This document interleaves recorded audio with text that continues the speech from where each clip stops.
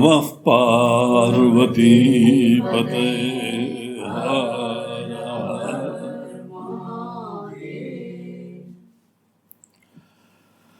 हर हरि ओम हरि ओम। आइए हम लोग शिव महिम्ना स्तोत्र के अब 5वें श्लोक में प्रवेश करते हैं। पहले हम लोग श्लोक का पाठ करेंगे, फिर उसके बाद उसका अर्थ देखेंगे। किमिह किंकाय सखलु किमुपाय त्रिभुवनम किमाधारो धाता सृजति किमुपादान इति च अतः कैश्वर्ये त्वयि अनवसर दुस्थो हतधिया कुतर्कोऽयं कांक्षिन् मुखरयति मोहाय जगता। कल हम लोगों ने ईश्वर की, जगदीश्वर की महिमा देखते हुए ये देखा कि सबसे प्रथम महिमा ईश्वर के अस्तित्व की, ईश्वर के ज्ञान की, ईश्वर के सामर्थ्य की, वो क्या है? जो सामने प्रकृति का आविर्भाव है, प्रकृति की संवेदना, प्रकृति का अनेकों विविध रूप, ये ईश्वर की अस्तित्व के लिए और उनकी महिमा दिखाने के लिए सबसे बड़ा एक हेतु होता है। इसीलिए आदमी को जो है प्रकृति से सदैव जुड़े रहना चाहिए। आप पहाड़ों में जाएं, तीर्थों में जाएं, और देखिए हमारे सब तीर्थ हमको प्रकृति की गोद में ले जाते हैं। जो व्यक्ति प्रकृति से दूर होने लगता है, उसके अंदर ही अनेकों प्रकार की विकार और मुसीबतें आने लगती है। उसका स्वास्थ्य भी खराब होगा, उसका मन भी खराब होगा, और उसको ईश्वर के अस्तित्व का स्पष्ट निश्चय नहीं होगा। अपनी छोटी सी दुनिया में काम धंधा करना, पैसा कमाना और केवल अपने राग द्वेष की पूर्ति करना, छोटे से परिवार में रहना, इसी में अगर किसी व्यक्ति का जीवन चलने लगता है तो वो कूप मंडूक बन जाता है। कूप अर्थात कुआं, मंडूक अर्थात मेंढक। कुएं का मेंढक जैसे हो जाते हैं, वैसे ही जो लोग भी प्रकृति से दूर जाते हैं, वो भी बहुत ही छोटी दृष्टि वाले होते हैं। उनको ऐसे तर्क देने पड़ते, समझाना पड़ता है ईश्वर के अस्तित्व के लिए भी। आप पहाड़ों में जाएं, बर्फ में जाएं, समुद्र के पास जाएं, जंगलों में जाएं, रेगिस्तान में जाएं, कितना स्पष्टता से दिखाई पड़ता है कि कोई यहाँ पे किसी ने बनाया है, कोई दिव्य शक्ति इनको चला रही है।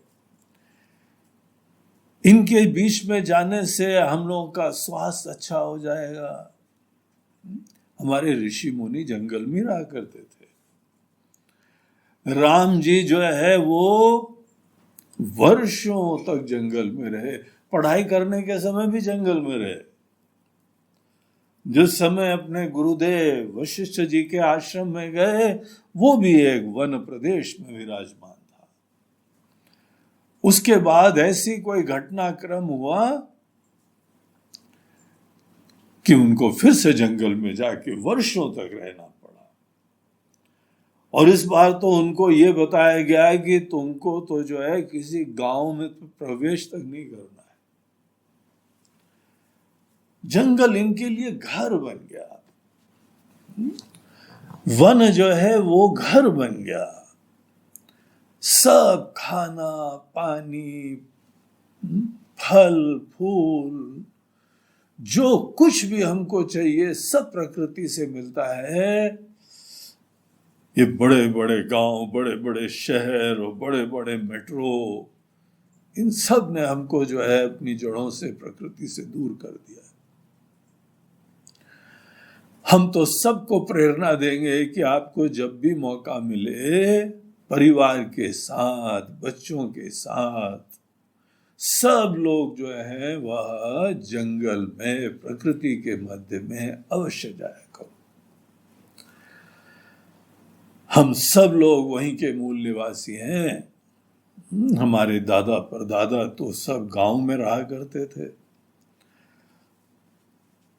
विकास अच्छा है, समृद्धि अच्छी है, लेकिन अगर ऐसी समृद्धि हो जो आप ईश्वर के द्वारा बनाई हुई रचना से दूर चले जाए। देखिए, हम लोगों के सब मंदिर वो भी हमको भगवान की याद दिलाते हैं। भगवान का ही घर होता है। लेकिन आपको एक बात बताएं, मंदिर मनुष्य के द्वारा निर्मित होते हैं। वहां पे ईश्वर का विग्रह भी किसी न किसी कलाकार की कल्पना के ऊपर आधारित होता है। लेकिन जंगल, प्रकृति ईश्वर के द्वारा रचित मंदिर होता है, और वहां पे हर चीजें भगवान के हाथ के द्वारा बनाई हुई होती हैं। इसीलिए जहां पर आप ऐसी एक आर्ट गैलरी में जा रहे हैं, जिस आर्ट गैलरी को भी भगवान ने बनाया, और सब वहां के कलाकृतियां, आर्टिफैक्ट्स सब भगवान ने अपने हाथ से बनाया है। वेदांतों में तो, उपनिषदों में हम लोगों को जो सृष्टि का सिद्धांत मिलता है वो ये है कि केवल भगवान बनाते नहीं अलग बैठ के, खुद ही दुनिया के रूप से खुद ही प्रस्तुत हो जाते हैं। इसीलिए इसके मध्य में जाएं तो ये सब सिद्धांत हमको बहुत ही स्पष्ट होने लगेंगे। पहाड़ों में आप जाइए, जो भी जो है हमारे अनेकों पहाड़ी लोग रहते हैं, वनवासी लोग रहते हैं, किसी को समझाना नहीं पड़ता है। सब लोग ईश्वर के अस्तित्व के बारे में विश्वास रखते हैं। सहज होता है, स्वाभाविक होता है। उनको कोई किसी भी प्रकार के लॉजिक की जरूरत ही नहीं पड़ती है। बोलती है तो ऑब्वियस है।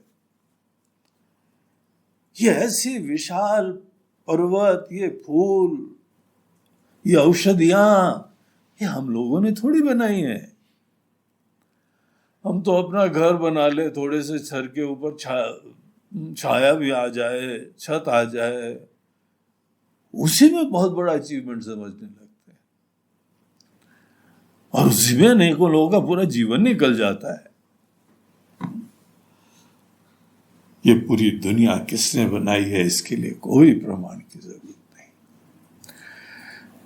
इसीलिए अगर प्रकृति के मध्य में कोई ना कोई, अपना भारत देश में इतने बढ़िया जंगल हैं, इतने बढ़िया पेड़ हैं, इतने बढ़िया पशु हैं, पक्षी हैं, देश विदेश से लोग आते हैं यहाँ पे केवल यहाँ भारत के वन और पशु पक्षी देखने के लिए।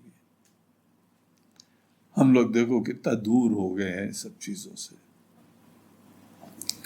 ऐसे उलझे रहते हैं केवल। और अभी हमारे मनोरंजन के लिए बस टीवी और आ गया, और चिपके रहते हैं उसी से। और एक और देवता है, केवल टीवी नहीं, लेकिन मोबाइल और कंप्यूटर और इंटरनेट अच्छी चीजें हैं,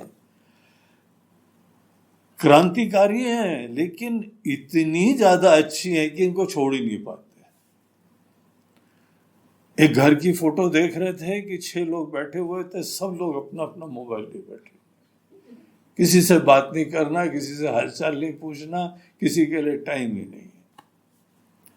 अपनी अपनी वासनाएं, अपनी अपनी सपने, अपनी अपनी इच्छाएं, उसको वहां पे बेस्ट पॉसिबल मसाला मिलता है। हर चीज में हम लोग वर्ल्ड क्लास हो सकते हैं। किसको टाइम है तुम्हारे लिए? हम अपने क्षेत्र में वर्ल्ड क्लास हो कि हम व्यवहार निभाएं किसी के साथ? हमको खुद संकल्प पूर्वक एक लाइन खींचनी चाहिए कि बहुत ज्यादा इसमें हम नहीं उलझने वाले, और निकलना चाहिए और शांति से जाके बैठना चाहिए। एनीवे, प्रकृति जो है वो हम लोग जब देखते हैं, ईश्वर के हस्ताक्षर से हर चीज युक्त होती है। उन्होंने बनाया है, उन्होंने चला रहे हैं, और यहां से समय आने पे ले जाते हैं। तो उत्पत्ति, स्थिति और नाश, तीन चीजें जो है वह उपनिषदों में, गीता में, रामायण में, हर जगह पहली चॉइस होती है ईश्वर की महिमा को जानने के लिए। ग्रांटेड कुछ भी मत लो, देखो, खुले मन से देखो। तो इस तरीके से यहां पे पिछले श्लोक में हम लोगों को ईश्वर का ऐश्वर्य के बारे में संकेत करा गया। तव ऐश्वर्यम यत् जगद उदय रक्षा प्रलय कृत, पिछला श्लोक हम लोगों ने देखा था। उसी के अंदर इस बात को दृढ़ करने के लिए कि हर जगह यहां सब चीजों के पीछे एक दिव्य सत्ता, ज्ञानमयी, चिन्मयी, आनंदमयी, ऐसे ईश्वर विराजमान है। उनकी ही कृपा से, उनकी ही माया से सब बना है, चल रहा है, और समय आने पे खत्म होता है। उसी बात को दृढ़ करने के लिए एक पूर्व पक्ष उठाया। पूर्व पक्ष मतलब विपरीत पक्ष। विपरीत पक्ष उठा के ज्ञान देना, ये हम लोगों के शास्त्रों की शैली है। इसीलिए हम लोग यहां पे कोई चिंता नहीं करते हैं कि अगर यहां किसी ने कोई प्रश्न करा, कोई संशय रखा। ऐसे धर्म होते हैं जहां पे किसी से, अपने गुरु जी से पूछ भी लो कि वो जो है जिन्होंने हमको ये ग्रंथ दिया वो थे कि नहीं थे। अरे दुष्ट पापी, खत्म करो इसको। प्रश्न पूछना तक पाप हो जाता है। आप उनके विचारों के कोई विपरीत पक्ष पूछ भी नहीं सकते हैं। आप काफिर हो जाएंगे, आप नास्तिक हो जाएंगे, आप नॉन बिलीवर हो जाएंगे, आपका बहिष्कार हो जाएगा। जो यहां पे कोई एक व्यक्ति बोल रहा है करने को, बस वही करते रहो, यही उनका धर्म होता है। अंधविश्वास, आंख बंद करके जो बोल रहे हैं वो ही कटक जाओ, वही सत्य है। यही है ना दुनिया में बाकी सब धर्मों का हाल। और देखिए यहां हमारे भारत देश में हमारा वैदिक धर्म, यहां अर्जुन भगवान से प्रश्न पूछता है। भगवान ने बोला कि अर्जुन, हमने सृष्टि के प्रारंभ में ये ज्ञान सूर्य देवता को दिया था, बाकी कहीं पर भी इसके बारे में कोई प्रश्न नहीं आएगा, कोई पूछ ही नहीं सकता है। लेकिन अर्जुन ने भगवान के सामने पूछा,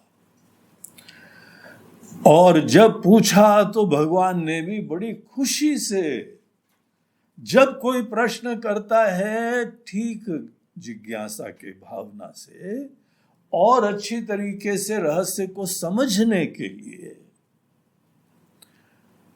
तो ये एक सूचक होता है कि ये व्यक्ति चिंतन कर रहा है, ये समझने की और गहराई से इच्छा कर रहा है। यहां पे हम लोग उसका दोष नहीं देखते हैं, यहां पे उस चीज को एक बहुत ही अच्छा लक्षण देखते हैं। तो देखिए कितना डिफरेंस है हम लोगों की परंपराओं में, हमारे धर्म में, हमारी शास्त्रों की शैली में, और बाकी दूसरे लोग कैसे करते हैं दुनिया में। इसीलिए यहां पर जब भी कोई प्रश्न उठाता है उसका एक प्रयोजन होता है। अगर आप कोई विपरीत कोई भी संशय उत्पन्न कर लें तो हमारे लिए क्या चुनौती हो जाती है? जो बात हम कह रहे हैं उसको बहुत और समझा के कहने की कोशिश करेंगे, गहराई से उसमें तर्क देंगे, दृष्टांत देंगे, प्रमाण देंगे, और इस तरीके से हमारा सिद्धांत श्रुति, युक्ति, अनुभूति तीनों दृष्टिकोण से दृढ़ होता जाएगा। तो ये एक बहुत इंटरेस्टिंग शैली है। अर्जुन ने प्रश्न पूछा, वहां पे जो है रामायण में शिव जी और पार्वती जी का प्रश्न हुआ, उन्होंने प्रश्न पूछा। हर जगह प्रश्न उत्तर का ये शैली होती है। तो यहां पर जो है एक प्रश्न खुद ही पुष्पदंत जी अंदर ऐसे लोगों को विजुअलाइज करते हुए मन में लाते हैं। बोलते हैं देखिए हमारा पक्ष क्या है कि यहां पर एक ईश्वर विराजमान है, सर्वज्ञ है, सर्वशक्तिमान है, सर्वगुण संपन्न है, अचिंत माया शक्ति से युक्त है, और वो ही इतनी अद्भुत सी सृष्टि बनाते हैं, चलाते हैं, और समय आने पे यहां पे सब चीजों को अगले चरण में पुनः ले जाते हैं। नाश किसी का भी नहीं होता है। यहां हम लोगों के अपने वैदिक धर्म में किसी का नाश वाश नहीं होता है, बस रूपांतरण होता है, उसका रूप बदल जाता है, भिन्न प्रकार के फिर से अभिव्यक्ति होती है। आत्मा तो अविनाशी है ही है, जीव भी अविनाशी होता है। एक शरीर छोड़ दिया यहां दुनिया के दृष्टिकोण से तुम कुछ लोगों के लिए अब उपलब्ध नहीं हो दृष्ट रूप से, लेकिन तुम्हारा नाश नहीं होगा। इसीलिए हम लोगों के वहां पे कोई मर जाए ना तो फिर ये नहीं कहते हैं रेस्ट इन पीस। आजकल ये बहुत ही फैशन चल रहा है, किसी का देहांत हो गया तो सोशल मीडिया में और इधर सब लिखते हैं RIP। RIP मतलब rest in peace. Rest in peace ये उन धर्मों की शैली होती है जिनका जीवन दर्शन ये है कि तुम मर जाओगे, तुमको दफना दिया जाएगा और फिर तुम वहां पे रेस्ट करते रहो। जिनको दफना दिया गया है वो कब तक रेस्ट करते रहेंगे? कयामत के दिन तक, डे ऑफ जजमेंट तक। जहां पे ये जीवन दर्शन है, जहां ये सोच है, वहां पे कहा जाता है कि हाँ भैया अब तुम रेस्ट इन पीस। यहां पे क्या कहा जाता है? यहां बोलते हैं तुम्हारी आगे की और सदगति हो। यहां से तुम निकल के फिर दूसरे लोक में जाते हो, अपने ही कर्म अनुसार स्वर्ग नरक में इमीडिएटली चले जाते हो। बस 11, 12, 13 दिन जो होते परंपराओं की पूजा पाठ के, उसमें मान्यता होती है, जीव थोड़ा अपने परिवार के प्रति भावना रखता है तो मंडराता रहता है। मैक्सिमम इतना होता है। कई लोग तो इमीडिएटली चले जाते हैं। जिनका मन यहाँ विरक्त है, असंग है, भगवान में रम रहा है, वो इमीडिएटली यहां से जाके दूसरे लोक में जग जाते हैं। लेकिन बाकी सब लोग मैक्सिमम 12-13 दिन रहेंगे, उसके बाद चले जाते हैं। यहां पे तो एक गति है, चरैवेति चरैवेति, चलते रहो, नई नई जगह जाओ, नई अनुभूतियां प्राप्त करो नए लोक में। यहां पे कोई रेस्ट इन पीस नहीं होता है। इतना ज्यादा हमारे सनातन धर्म का ज्ञान हो गया है कि लोग जहां पर भी किसी के अंत हो जाता है, यही चारों तरफ देखने को मिलता है। RIP। जो RIP लिखता है ऐसे व्यक्ति के लिए जो कि हिंदू है, कितना भयंकर अज्ञान है उसके अंदर। उसके अंदर अज्ञान है, उसकी कोई गलती नहीं है, क्योंकि ना स्कूलों में शिक्षा मिलती है, ना कॉलेजों में मिलती है, ना घरों में मिलती है, ना मंदिरों में मिलती है। मंदिरों में तो हम जाते हैं, बस दर्शन करते हैं, भगवान ये भी काम कर देना, ये भी काम कर देना, लड्डू चढ़ा दिया, पेड़ा चढ़ा दिया, फूल चढ़ा दिया, अगरबत्ती चढ़ा दी, केवल उतने के मात्र हम जाते हैं, दर्शन करते हैं, चले जाते हैं। तो ये कौन ज्ञान दे? इसीलिए ये RIP कल्चर चालू हुआ है। Rest in peace. अरे कहाँ रेस्ट इन पीस? वो निकल गया यार, वो उड़ गया पंछी, और तुम पंछी को पकड़ के बैठे हो कि रेस्ट इन पीस। और वो अनेकों लोग तो इस संसार से मुक्त होके अब उनको सही में पीस मिल रही होगी।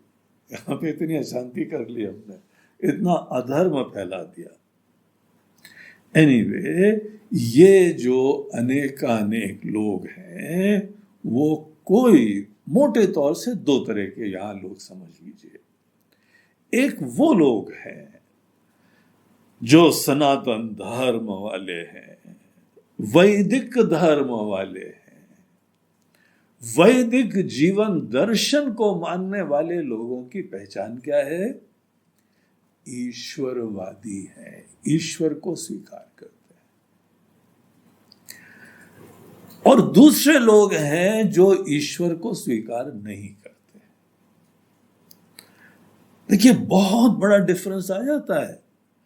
अगर हम जीवन में ईश्वर को स्वीकार करते हैं, इसका मीनिंग क्या होता है? हमारी कंपनी, हमारा संग, हमारा साथ, हमारा दिल, हमारा हृदय, हमारी बुद्धि सदैव एक सर्वज्ञ, सर्वशक्तिमान, सर्वगुण संपन्न, करुणा निधान हमारे मित्र की तरह से बने रहते हैं। अर्जुन को भगवान ने बोला, अर्जुन तुम हमारे भक्तों में सखा चेती, तुम भक्त भी हो, तुम सखा भी हो। तुम हमारे बहुत ही श्रद्धालु हो, बड़े निकट हो, अपने दिल की भावना हमारे सामने खोल सकते हो, इसीलिए यहां पे प्रश्न चल सकता है। उनका साथ भगवान के साथ था। जरूरत पड़ी तो ऐसे भगवान को उन्होंने अपने सारथी के लिए भी बुला लिया। जिसका साथ ज्ञानी का रहता है, उसके जीवन में क्या फर्क पड़ता है? सतत प्रॉपर गाइडेंस मिलता है, सतत अच्छा साथ मिलता है। और जो लोग ईश्वर को स्वीकार नहीं करते हैं, उनके ऊपर खुद सब बर्डन आ जाता है। हम ही वो दिनें चलानी है। ये पता है, चारों तरफ टेंशन का, तनाव की ये महामारी चल रही है, कोरोना से भी भयंकर। इतने ज्यादा लोग तनाव से ग्रसित हैं, मरे जा रहे हैं। ये पता है क्यों हो रहा है? मूल चीज यह है कि वो लोग अपने जीवन में ईश्वर को नहीं स्वीकार कर रहे हैं। ईश्वर को बताने वाला कोई है ही नहीं। अब बताया ही नहीं तो बेचारों के मन में कोई श्रद्धा ही नहीं है, साथ ही नहीं है, मित्रता ही नहीं है, संग नहीं है। इसीलिए सब पूरा जीवन का बर्डन उनका होता है। और वो लोग दुनिया को देखते हैं, वो भी दुनिया को देखेंगे, लेकिन वो लोग ये नहीं देखते हैं कि यहाँ भगवान ने बनाया है, भगवान चला रहे हैं, भगवान विनाश करते हैं। बोलते हैं हर जगह के भगवान भगवान, क्या बोलते रहते हो तुम? हमने बनाया भाई, ये खेती देखो, हमने खेती करी है, भगवान ने क्या खेती करी?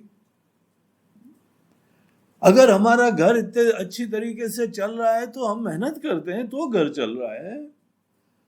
हमारा संबंध ठीक ठाक चल रहा है, हम उस अपने संबंध में भी इन्वेस्ट करते हैं भाई, भावना देते हैं, समय देते हैं, तो गाड़ी चलती है। हम नहीं करें तो कैसे चलेगा? क्या हमारे उद्योग, हमारे अनेकों खेत खलियान, ये सब चीजें मनुष्य पुरुषार्थ बंद कर दे तो क्या चलेगा क्या? तो कोई लोग भगवान को नहीं मानते हैं, जैसे यहां पे दुनिया में कम्युनिस्ट लोग हैं, वो लोग भगवान को नहीं मानते, बल्कि वो ये बोलते हैं कि भगवान को मानने वाले लोग एक ऐसे नशे में, जैसे अफीमची लोग हैं, वो तो धर्म को अफीम बोलते हैं, और इस धर्म के वजह से दुनिया में सबसे ज्यादा विनाश होता है, लड़ाइयां होती। ये विपरीत पक्ष वाले आरोपण करते हैं, इसीलिए बोलते हैं हम नहीं मानेंगे।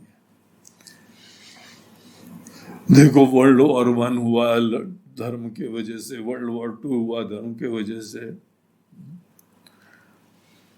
बोलते हैं अच्छा, तुम भगवान को नहीं मानते हो, तुम झगड़ा नहीं करते, घूमते रहते हो। चीन अपने अड़ोस पड़ोस के 25-30 देशों के साथ झगड़ा करता है, सतत झगड़ा चल रहा है। किसी ने 27 देशों की गिनती कराई, 27 है नास्तिक, है भगवत स्वरूप, वो अपने आप को ही भगवान मानते हैं ना।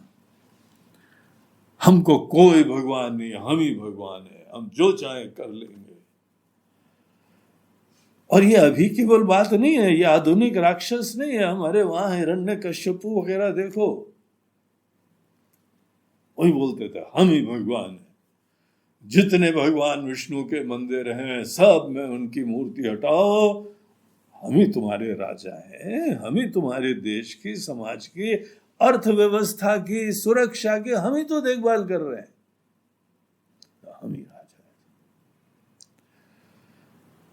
तो ठीक है भाई, किसी का मन है, किसी का विचार है, उसने ऐसे मान लिया।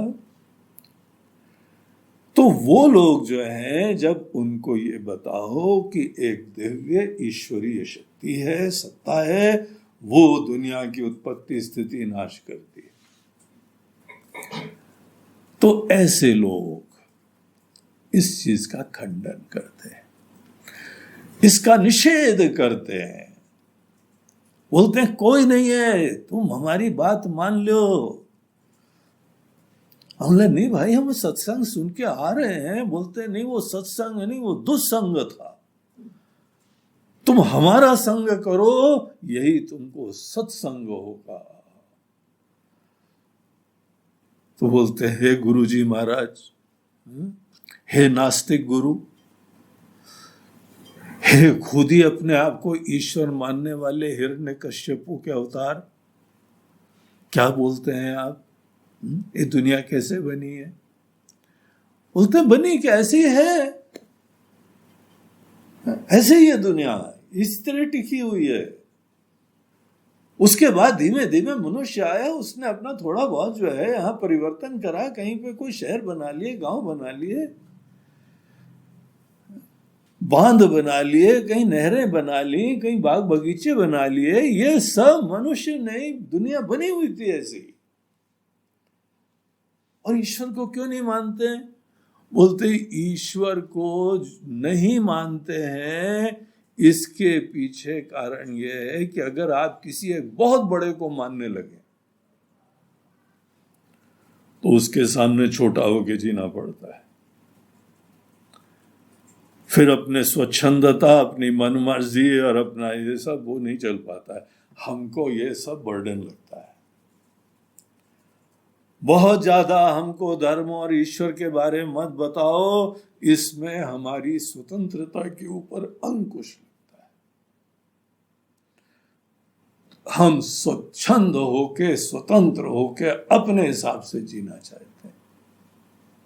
नास्तिक लोगों के लिए, स्वच्छंद अभिमानी लोगों की प्रवृत्ति ऐसी होती है।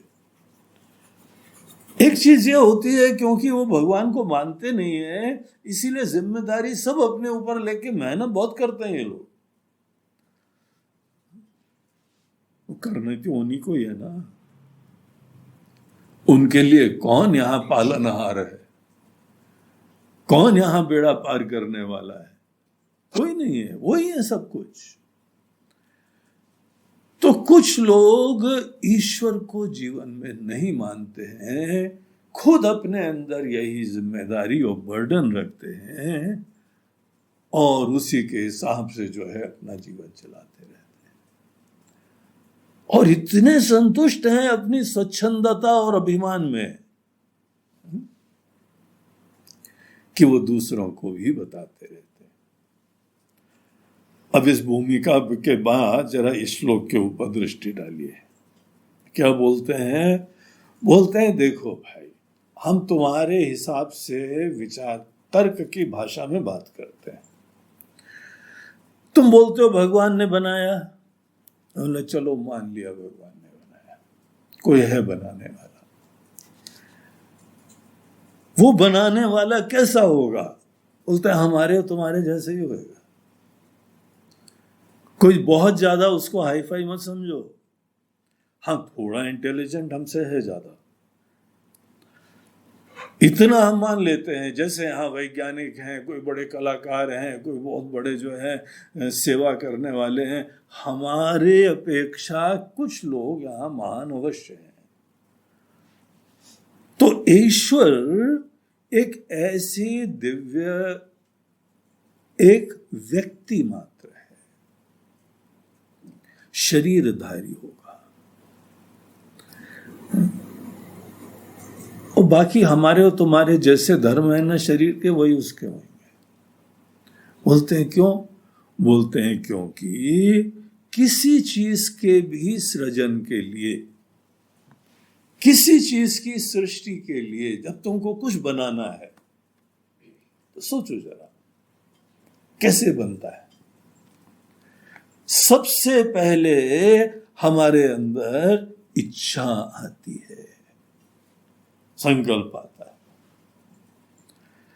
इच्छा क्या सूचित करती है? इच्छा ये चीज का जो है संकेत करती है कि हमको कोई ऐसी चीज की जरूरत है जो हमको और सुखी कर देगी, सुरक्षित कर देगी। हर इच्छा के पीछे कुछ ना कुछ प्रेरणा होती, आकांक्षा होती, तभी तो इच्छा करोगे ना। इच्छा जो भी करता है तो ही कर्म करता है, इतना तो स्पष्ट है। ईश्वर की भी अगर बनाने वाले के अंदर भी पहले इच्छा आई होगी, और अगर उनके अंदर इच्छा आई थी तो यह स्पष्ट है कि वो जैसे हैं वैसे पूर्ण नहीं है, सुरक्षित नहीं है। इसीलिए तो इच्छा करने की जरूरत पड़ी। अगर कोई ये कहे कि नहीं अपने लिए नहीं करते, दूसरे के लिए करते हैं, तो बोलते हैं इसका मतलब दूसरों का अस्तित्व है।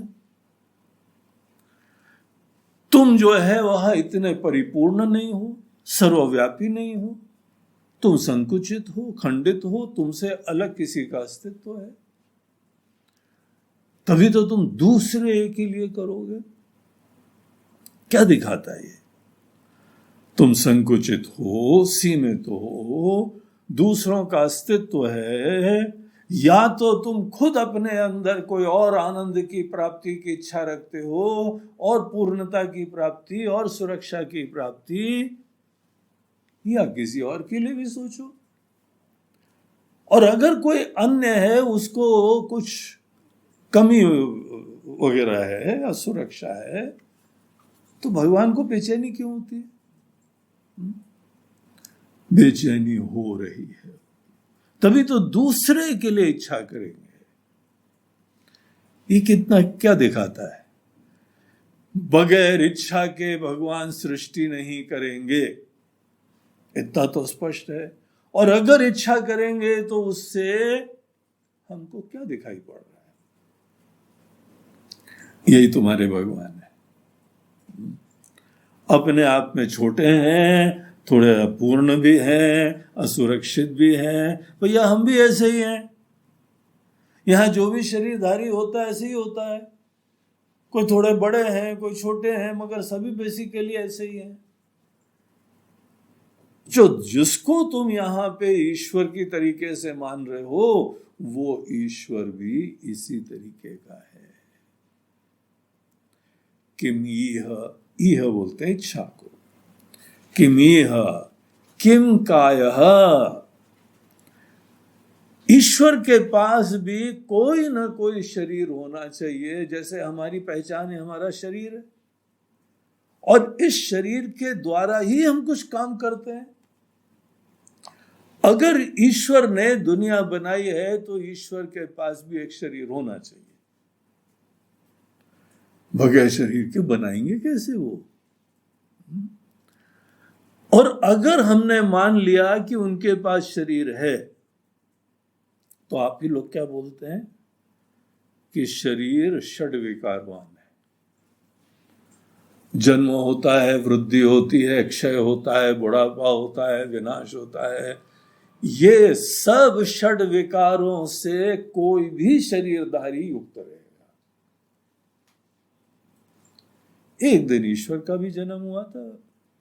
काफी स्मार्ट है, दुनिया को बनाया है। किसी कोई महल देखा है कोई? मंदिर देखा है कोई? जो भी निर्माण करा है, यद्यपि वो लोग मंदिर ज्यादा देखते नहीं है, नास्तिक लोग। मंदिर देख के केवल एक टूरिस्ट की तरह आते हैं। हाँ, किस पत्थर का बना है? बोलते अरे भगवान है साक्षात। तो कोई भगवान नहीं है, मटीरियल क्या है? बोलते हैं जो भी शरीरधारी होगा वो ही बनाएगा। बगैर शरीर के बनाओ, तुम भी ट्राई करो। तो कोई भी लेसन अपने लेवल से देख के ही ईश्वर के बारे में एक्सटेंड करना चाहिए। तुम पहले कोई इच्छा करते हो, फिर कोई सृजन करते हो। तुम्हारे पास शरीर होता है तभी कोई कार्य कर सकते हो।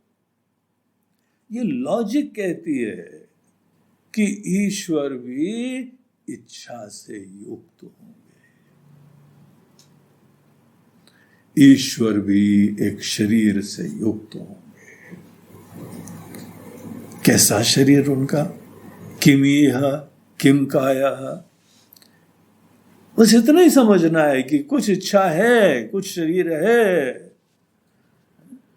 सखलु किम उपायः त्रिभुवनम। और उसके उपरांत सृजन के लिए, कोई भी क्रिएशन के लिए कोई ना कोई उपाय चाहिए, मेथोडोलॉजी, कोई करण चाहिए, कोई ना कोई जो है करण चाहिए। उसके द्वारा ही किसी चीज का निर्माण होता है। ईश्वर के पास भी होना चाहिए ना। किसी भी वर्कशॉप में जाओ, कितने सारे टूल्स होते हैं। किसी सुतार को लाओ तो कैसा बैग लेके आता है। इलेक्ट्रिशियन को बुलाओ तो कितना बड़ा अपना सब टूल्स लाता है। फैक्ट्रियों में जाओ तो कितनी सारी मशीनें होती, टूल्स होते हैं, तभी चीजों का निर्माण होता है। ईश्वर के पास कैसे टूल्स थे? होने तो चाहिए। अगर टूल्स के साथ ही वो बनाते हैं तो फिर भाई हमारे और उनमें फंडामेंटल डिफरेंस क्या रह गया? थोड़े से ज्यादा महान है, सोफिस्टिकेटेड मशीन है। इंडिया के कुछ टूल्स हैं और कुछ अमेरिका के टूल्स हैं और चाइना के तो बाद और बहुत बढ़िया बढ़िया टूल्स हो गए। टूल्स तो होने चाहिए, उपाय तो होने चाहिए, तभी जाके निर्माण होगा। किम आधार, और बनाने के लिए कुछ आधार चाहिए। जैसे कि कोई कलाकार कोई एक टेबल पे रखता है, कोई जमीन पे कोई निर्माण करते हैं, आधार होना चाहिए। ये हम अपनी तरफ से कल्पना नहीं कर रहे हैं भैया। हम तो जो लौकिक दृष्टिकोण से प्रैक्टिकली देखते हैं कि किसी चीज के भी निर्माण के लिए ये कंपोनेंट्स आवश्यक होते हैं। अंधविश्वासी तो तुम लोग हो।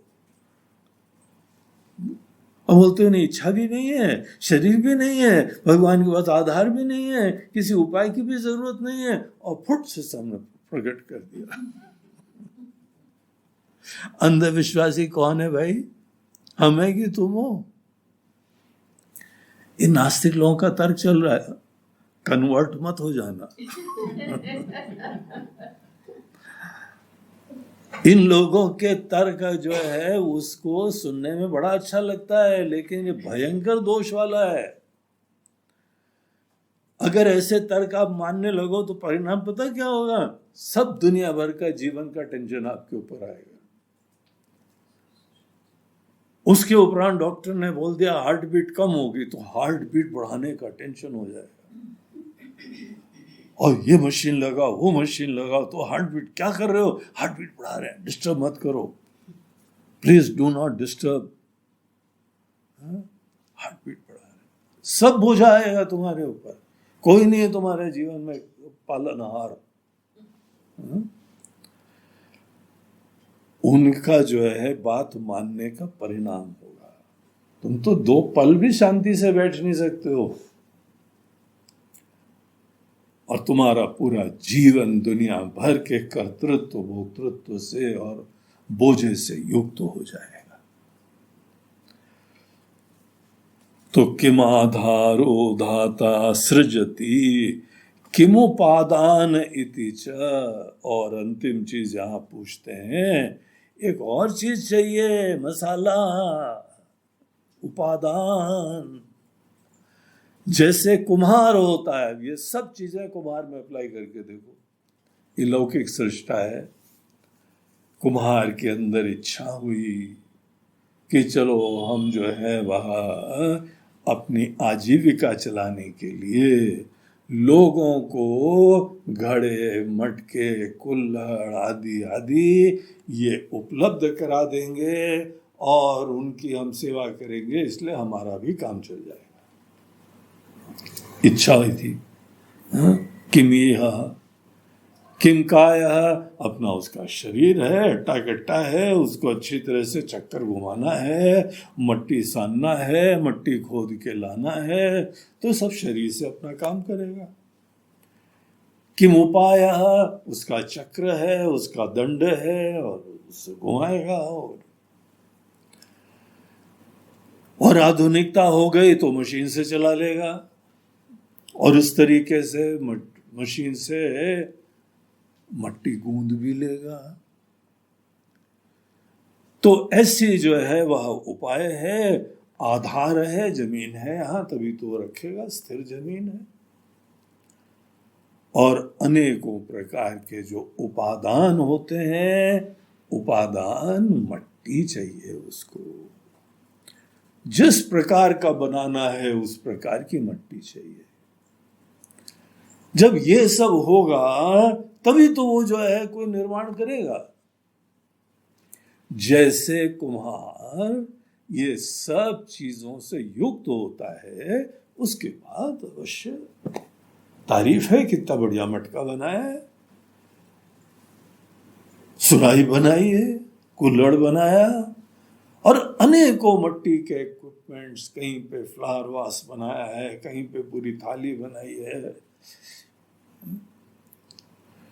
उसको कलरिंग करी है, और इतना बढ़िया बेशकीमती चीज बना दी कि मात्र मट्टी है, अब वो जो है हजारों रुपए उससे कमा सकता है। ऐसे ही यहाँ पे दुनिया के अंदर एक बहुत ही एक महान व्यक्ति विराजमान होगा। उसका शरीर भी होगा, उसकी इच्छा भी होगी, वो संकुचित होगा, उससे अलग कोई उपादान मसाला होगा, उसके पास इंस्ट्रूमेंट्स होंगे, फिर उस दुनिया बना दी। और तुम ऐसे कोई इतना ज्यादा पूजते रहते हो। अरे भैया, हमारे तुम्हारे जैसा है कोई, जैसे कोई लोग होते हैं ना, हमारे शहर के मामा जी, हमारे बाहर विदेश के चाचा जी, बस तुम्हारे चाचा मामा जैसे ही हैं वो। उनसे शिक्षा लो कि तुम जिम्मेदारी अपनी लो और दुनिया भर का काम करो, यही तुम शिक्षा लेनी है। दुनिया देखते हुए हम भी ऐसा कोई निर्माण करेंगे, जिम्मेदारी लो, संकल्प लो और काम करो। ये यहां पे दुनिया से किसी चीज के निर्माण से इतना ही सीखना चाहिए। तुम लोग इतने भावुक हो जाते हो कि अरे ऐसे ईश्वर है और ये। कुछ लोग ये तर्क दे रहे हैं। अब देखिए, आप सब लोग जितने श्रोता लोग हैं ना, उनके मन में ऐसे विचार नहीं आते होंगे। जो श्रद्धालु है वही शिव महिमा स्तोत्र सुन रहा है, सावन के समय शिव महिमा स्तोत्र, वाह वाह वाह वाह, श्रद्धा है तभी सुन रहे। और आपके लिए ईश्वर आपके मामा जैसे हैं क्या? स्मार्ट मामा, समर्थ चाचा, मात्र ऐसे हैं क्या? हम लोग ईश्वर को क्या देखते हैं? बोलते नहीं। ईश्वर के अंदर इच्छा का आरोपण भी नहीं करना चाहिए। जो भी सृष्टि के आदि में है वो परिपूर्ण है। पूर्णमदः पूर्णमिदम्, पूर्ण होना ही चाहिए, अनंत होना चाहिए, परम होना चाहिए, अपरिच्छिन्न होना चाहिए, देश काल वस्तु की लिमिटेशन से फ्री होना चाहिए। न कोई टाइम, न स्पेस, न ऑब्जेक्टिविटी, कोई संकुचितता नहीं। ऐसे ही ब्रह्म होने चाहिए। फिर उन्होंने बनाया कैसे? बोलते उनके पास एक दिव्य अनिर्वचनीय माया शक्ति है। हम भी एक्सप्लेनेशन देते हैं कैसे बनाया है, लेकिन इस तरीके से माया से बनाया है। माया उपहितम चैतन्यम ईश्वर। ईश्वर माया उपहित चेतना है, माया शक्ति से युक्त। हम लोग रात को सपना देखते हैं, पूरी सपने की दुनिया हमारे मन के अंदर कल्पना शक्ति से बनती है। कल्पना शक्ति कितनी सृजनात्मक है, कितनी क्रिएटिव है, कितनी पोटेंट है। कौन से वहां मशीन इंपोर्ट करके ले जाना पड़ता है? कौन से वहां पे बिजली चाहिए? कौन से अनेकों हमको जो है वह शरीर आदि चाहिए? सपने की दुनिया से सीखो। हमारे मांडूक्य उपनिषद आदि हमको अवस्था त्रय विवेक देते हैं, बोलते हैं हमारी ही अवस्था है सपने की। देखो दुनिया बनती है वहां पे, कैसे बनती है? जैसे हमारे मन के अंदर एक कल्पना शक्ति है, वैसे ही ईश्वर में एक अद्भुत दिव्य अनिर्वचनीय सृजनात्मक क्रिएटिव पावर है। उनके अंदर अपना स्वार्थ नहीं होना चाहिए, हो ही नहीं सकता है। इतनी सुंदर दुनिया है, स्वार्थी लोग ऐसा नहीं बना सकते हैं, छोटी बुद्धि वाले ऐसा नहीं बना सकते हैं। अतर्क, अतर्क ऐश्वर्य, तो वही आपका ऐश्वर्य अतर्क है प्रभु। आपकी महिमा तर्क के परे। ये लोग तर्क से ही समझना चाहते हैं। ईश्वर को समझने के लिए तर्क का आश्रय नहीं लिया जाता है। आंखें खोल के देखो, जो लोग जगे हुए हैं, प्रबुद्ध हैं, जिनके ज्ञान से वो खुद आनंद और शांति और मुक्ति को प्राप्त हुए हैं। हम तुम्हारे ज्ञान का जो है वो खुले मन से सुन रहे हैं, तुम्हारी बातें, लेकिन तुम्हारे जीवन ही दिखाता है कि तुम्हारा ज्ञान किसी काम का नहीं है। चाइना बड़ा समर्थ है ना आज, क्या चाइनीज जैसा बनना चाहोगे? हर जगह ऐसा भयंकर अभिमान की हर जगह झगड़े करते रहते हो। सुपर पावर बनने की इतनी ज्यादा महत्वाकांक्षा है कि हर जगह ये हमारा, ये हमारा। ये तो उनको कोई मोदी जैसे पहले मिले नहीं, पहले नेहरू जैसे मिले थे, आके घुस गए हमारे घर के अंदर, इतना जो है वो कब्जा कर लिया। अब इनको घुसने नहीं दिया गया। आंखों से आंखें डाल के देखी, आज की डेट में ये कहानी है, ये स्थिति है कि वो डोकलाम से और अनेकों जगह से वापस जा चुके हैं। बोलते हम तो आए थे ऐसे घूमने के लिए आए थे।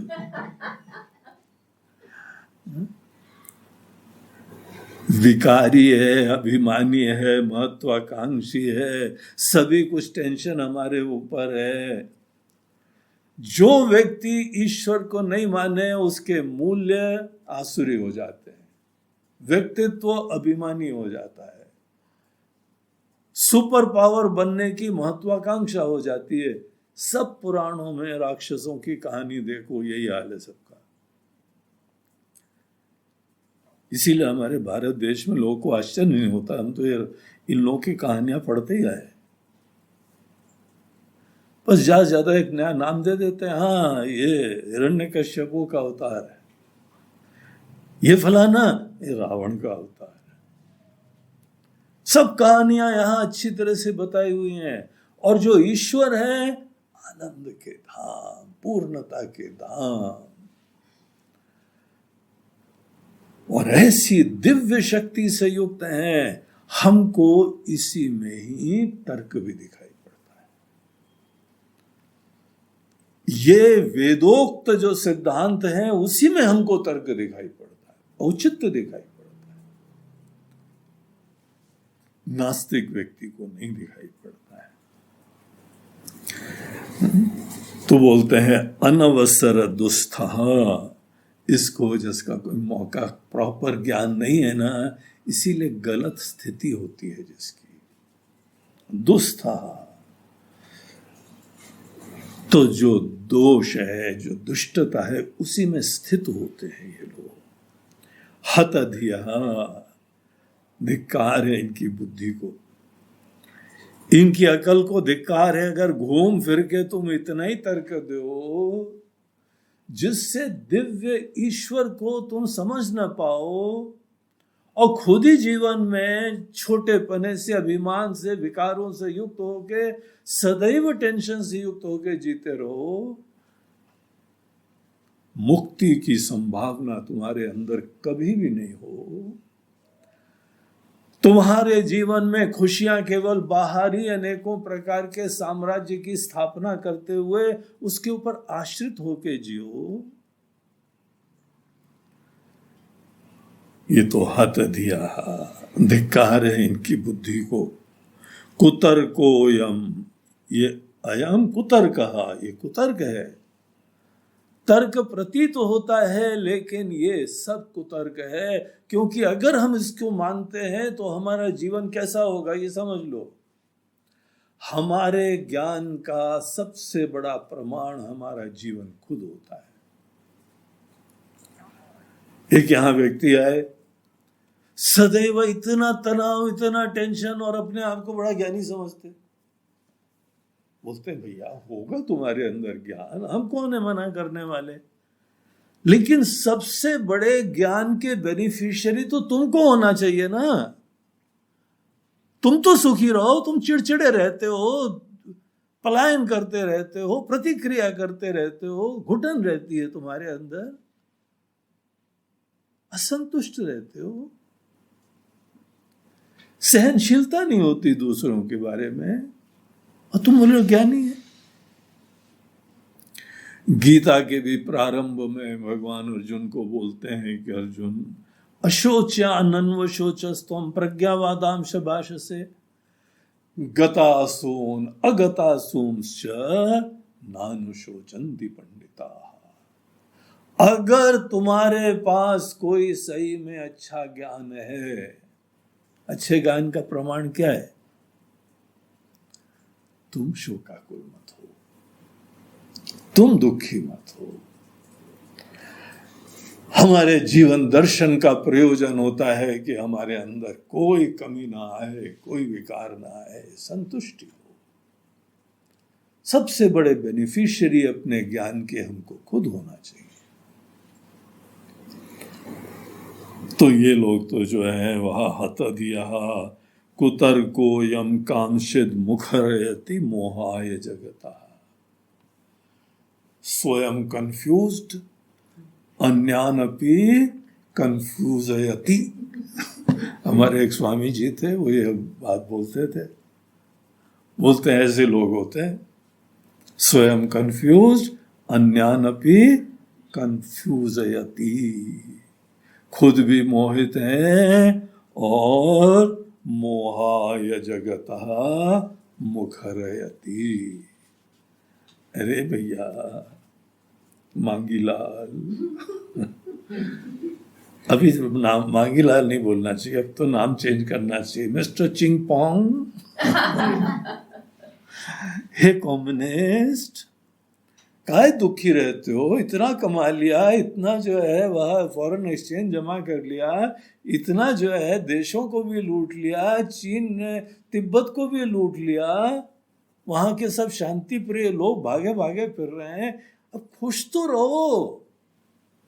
खुशी नहीं रह पाते, दुष्टता करते रहते हैं, तिगड़म करते रहते हैं। अभी इस चीज का प्रमाण नहीं है, लेकिन पूरी आशंका है कि पूरे विश्व में कोरोना एक बायोलॉजिकल वॉरफेयर के नाते चीन ने फैलाया है। बहुत सारे लोगों को ये पता है कि सबको उलझा के रख देना और उसके उपरांत सबकी अर्थव्यवस्था चौपट कर देना और फिर जाके सबके ऊपर जो है वह विजय प्राप्त करना।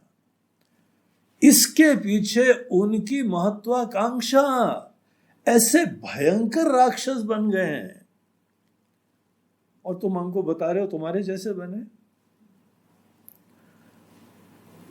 तर्क दे रहे हो।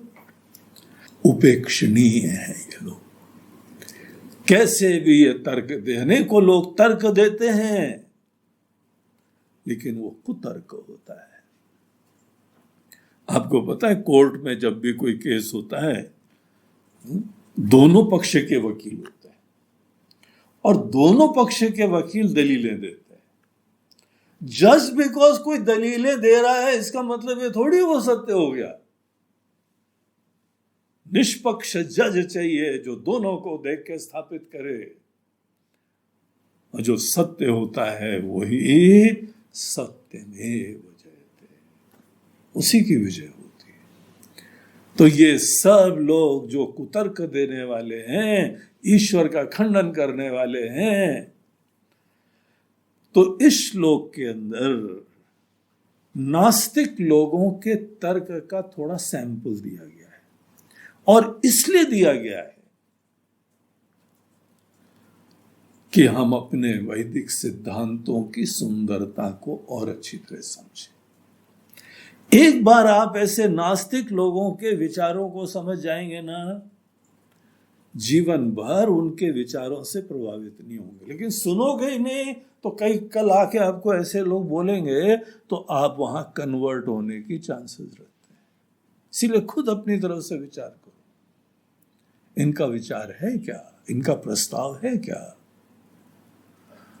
और उनका प्रस्तावना देख के उसमें दोष देख के अपने वैदिक सिद्धांत को और स्पष्टता से ग्रहण करना चाहिए। हमारे दृष्टिकोण से एक दिव्य सच्चिदानंद स्वरूप चिन्मयी सत्ता है, परिपूर्ण है, आत्मकाम है, आत्मराम है, और अपनी माया शक्ति से इतनी अद्भुत सृष्टि वो निर्माण कर देते हैं। हम सब लोग भी वैसे बनने में सक्षम होते हैं। ऐसी पूर्णता की प्राप्ति ही जीवन का लक्ष्य होती है। ये हमारा परम पुरुषार्थ और मोक्ष होता है। तो इस तरीके से यहाँ पे ये हम लोगों का 5वां श्लोक, देखिए यहाँ पे शिव महिमा स्तोत्र की लेवल कुछ अलग है। अब बाकी महिमा भगवान की सुनो, जब रामायण और भागवत सुनो तो वहां पे तो जैसे सीरियल आते रहते हैं ना, कोई कहानी, कोई देवता आया, कोई राक्षस आया, फिर ऐसा करा। विद्वान लोग शिव जी की स्तुति करते हैं तो कैसे करते हैं? ये विद्वान लोग, पुष्पदंत जी बहुत बड़े विद्वान थे, वो शिव जी की स्तुति ऐसे करते हैं, सब नास्तिकों का खंडन करते हुए वैदिक धर्म की सिद्धांतों की स्थापना। बोलो गंगेश्वर महादेव की जय। आज का जो यह प्रवचन था वो हमारे बड़े प्रिय एक शिष्य, आजकल ऑस्ट्रेलिया में सेवारत हैं, तन्मय पटेल, यंगस्टर है, बहुत श्रद्धालु है, गीता जी का नियमित रूप से हर अध्याय का अध्ययन करता है, पाठ करता है, इतनी बढ़िया चैंटिंग करता है। वो अभी छोटा सा है, अभी हाल में उसकी शादी हुई है, अभी बच्ची हुई है। लड़का है लड़की है? लड़का है। वो वहां पे दंपत्ति रहते हैं और उन्होंने आज उनका जन्मदिन था। जन्मदिन के उपलक्ष्य में ये खुद निवेदन करा था कि आज तो हमारी तरफ से शिव महिमा स्तोत्र का प्रवचन होना चाहिए।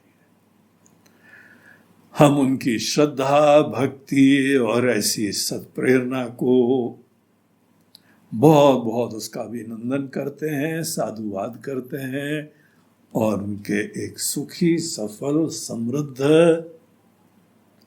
और प्रबुद्ध जीवन के लिए,